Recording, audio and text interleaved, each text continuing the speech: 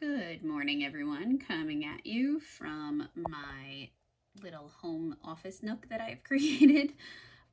Today, we are going to be going over Chapter 10, Section 2, which is all about American expansionism after the Mexican American War. This is a very short war, so this is actually a very short section. Now, just as I told you yesterday to take your own notes on this, I'm going to have you do that again today. You are going to have a quiz on Section 1 and Section 2 on Friday. The quiz will be timed, so you will not have access or time to really get to notes if you've created them online. So I suggest if you want to use notes for your quiz, which I am not an objection to, being as how this is not the normal way we do things, I suggest you handwrite them. But then again, that is up to you. So you will have your assignment again is to take notes on this and then post it to Google Classroom. So here we go. I'm going to try to keep my hand a little bit more steady than I did yesterday. Okay, so we talked yesterday about how the United States gained access to Texas with the Texas Revolution, and now the argument is, should we keep Texas and make it a state, or should we leave it alone as a territory?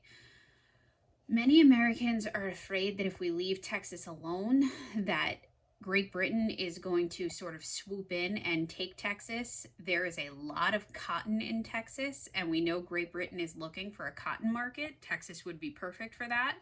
So Americans have reason to be concerned over this. So this is going to be an issue that is going to dominate the election of 1844, the presidential election of 1844. And running in that election, you have Henry Clay, who is the man who is the great compromiser, as we know. He is running for the Whig Party against James Knox Polk, who is a Democrat from Kentucky. All right, James Polk is that staggeringly gorgeous man on the top of the presentation there.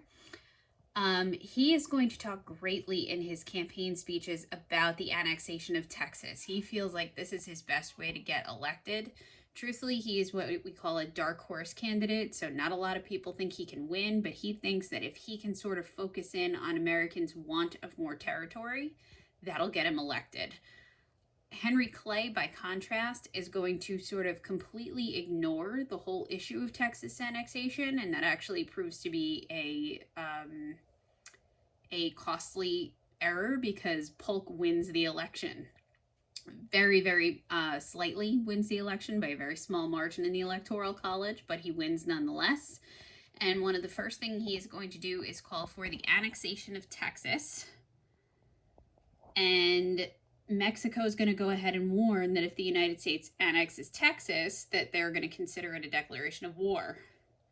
The United States votes to admit Texas to the Union on March 3rd, 1845, in true U.S. fashion, and because of this, Mexico is going to cut off their diplomatic ties with the United States. So all that means is that Mexico is sort of giving us the silent treatment. They're not willing to negotiate with us. Basically, they are looking for an apology, and if they don't get that apology, it means that we could go to war with them.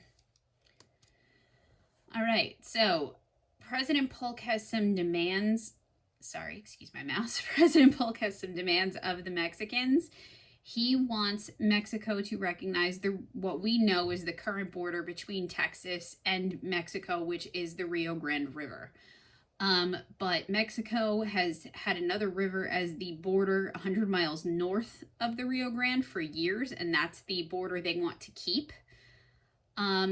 Polk is going to, basically, Polk sees this as his legacy, his opportunity to gain a ton of territory, and this is what he's going to leave to the American people as his legacy as president. So he is going to order Zachary Taylor, who is a general in the military, to move into this disputed area. So that 100 miles north of the Rio Grande River to the Rio Grande River, that's the area we're talking about.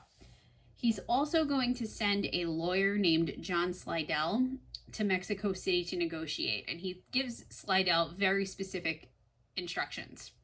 He wants Slidell to convince Mexico to settle on the Rio Grande River as the border between Mexico and the United States. And he also wants to get Slidell to buy New Mexico and California from Mexico.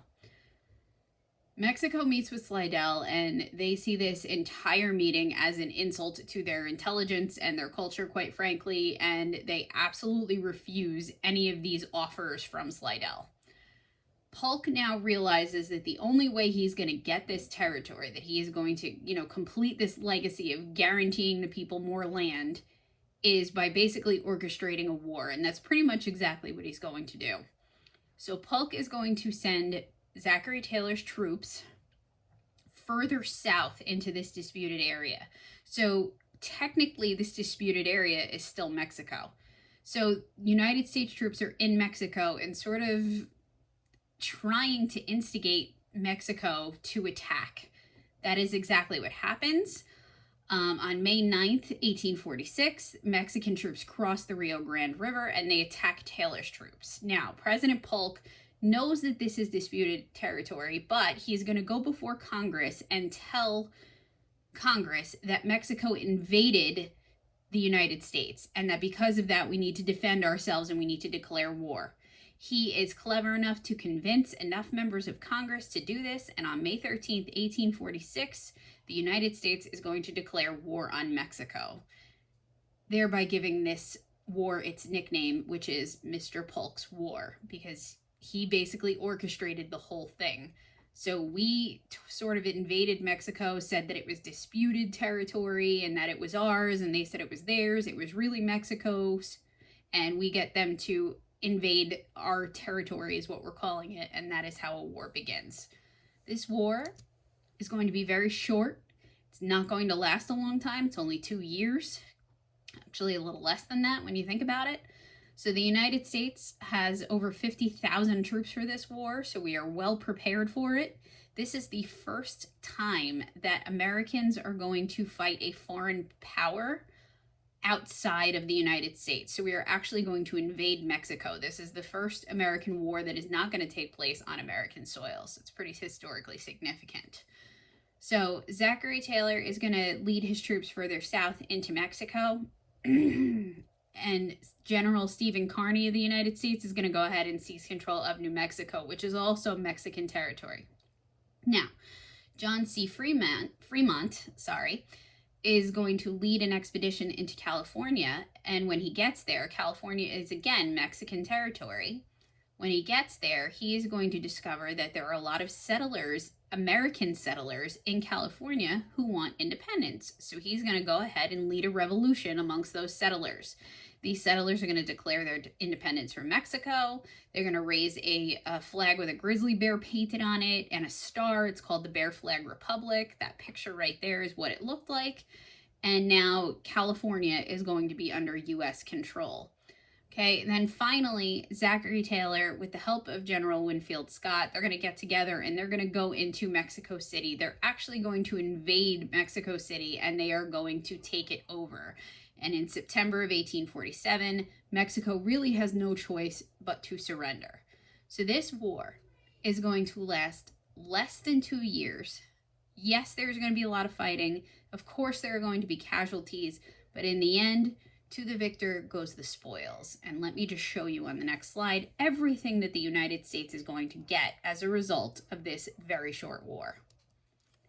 Okay, so before we even get to what's the writing on the slide, just take a look. I'm going to zoom in on this map. All of that territory in red is everything the United States gained from the Mexican-American War. That is California, that is Nevada, that is Utah, that is New Mexico, and parts of New Mexico and Arizona, parts of Colorado. This is a huge piece of land that the United States is going to get from Mexico as a result of this war. So the Treaty of Guadalupe Hidalgo is the treaty that ends the Mexican-American War. And in this treaty, Mexico is going to give up on Texas. So they're no longer going to claim Texas as their own. They are going to give us what we call the Mexican Cession. So that's California, Nevada, Utah, parts of Arizona, Colorado, Mexico, New Mexico, and Wyoming. Huge, huge chunk of land. This is the Mexican Cession. Again, zoom in and out, give you guys a headache. Okay. Sorry, guys, I got to joke around somehow. I miss teaching. The United States is going to pay Mexico $15 million. And they're also going to take over payments of damages claimed by U.S. citizens against Mexico during the Texas Revolution. The U.S. is going to grant full citizenship to Mexicans living in the Mexican cession. So if you are Mexican and you live in any one of those states that the United States just took from Mexico, they are not kicking you out. They are granting you U.S. citizenship and allowing you to stay there. And then number 5 is the Gadsden Purchase. Now, the Gadsden Purchase wasn't negotiated with the treaty. This happened a couple of years later, but it's directly resulted from the treaty. So we just kind of bunch it in there. So the Gadsden Purchase was negotiated in 1853. The United States is going to pay $10 million for a little strip of land south of the Gila River, and it's parts of present-day Arizona and New Mexico. So if you look on this map that I have here, this little yellow section, that is the Gadsden Purchase. That's what it looks like. So at the end of this war, the United States gains a huge amount of territory. President Polk has completed his legacy of, expanding the United States, and he really does. This is the biggest chunk of land the United States has gained since the Louisiana Purchase, so it's definitely a big deal. And now the question becomes, well, what do we do with this land? And the first thing that we're going to do, of course, is settle it. So what the next section is about, Section 3 and Section 4. Section 3 is all about the Oregon Trail and the way that Americans sort of went out west to start all over. And then Section 4 is about an event that happened in California that brought tons of settlement there, which was the California Gold Rush in 1849. So with that said, tomorrow you guys are going to take a quiz on Section 1 and 2 of Chapter 10. So what you should study, the notes in both of the slides presentations from Section 1 and Section 2. Again, I advise that you write down some notes for yourself. Have it with you so that this way when you take the quiz, you can glance at it. I understand that studying is going to be challenging when you don't really have sort of me there to narrow down what it is that I want you to study, and I understand that taking a quiz in whatever setting you guys have to take it with may be difficult, so I am trying to make this as easy as possible, but I'm also trying to keep things for you guys as normal as possible. That's my goal here. So we're going to try this and see how it works. If it doesn't work, we'll pick up and do something different, but this is the best thing I can figure out to do right now. I hope it is working out with you guys. And again, if you guys have any questions or any concerns, please feel free to reach out and email me. Okay, I hope you guys have a great day. I hope you're all staying safe and healthy again. Talk to you soon.